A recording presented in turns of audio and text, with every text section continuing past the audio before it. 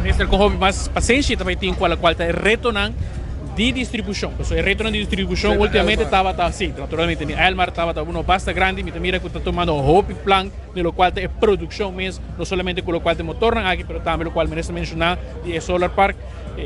Faz paciência, ministro, tem. Mi tarea, en realidad, com paciência, não tem mais.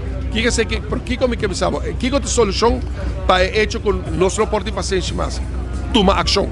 E isso é o que nos está segurando de fórmula que está escolher para segurar que parte dos challenges com Elmar tem na tintura apoio de execução e implementação também com os expertos de Elmar, por sobre de Elmar, bote um pouco de expertos que está icons de carga e companhia, junto com expertos internacional, provavelmente trabalhando de maneira que também com companhia internacional, com as companhias de governo, que ama solucionar o problema.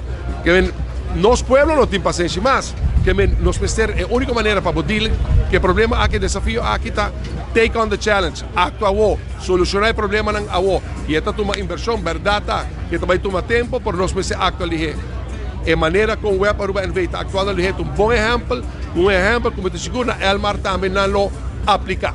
Minister, o sindicato está, ayer nos conversamos com o senhor Diego de Cuba, está a atenção que tem que ser urgente de 6, sim, o sindicato está. Ele señala que o ministério de 6 para 10 pessoas extra para vir trabalhar, o personal está completamente overloaded com o trabalho, não tem medo que não vai estar overburn e seguro um trabalho muito perigoso para se colgar e para a luz e cambia, para o qual de linha de voltaje alto.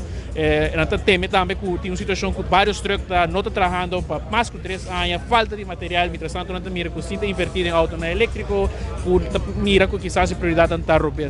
Quando vai surpassar o reto aqui, minister, mira isso aqui como uma preocupação.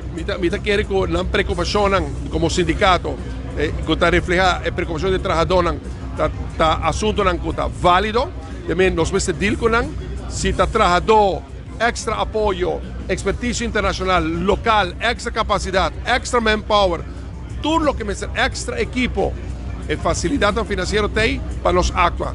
E agora aqui, basicamente, minha mensagem como ministro de energia nas empresas do Estado está: vos tem todo meu apoio, vos tem toda minha confiança para nós actuar. E o povo que mira a solução.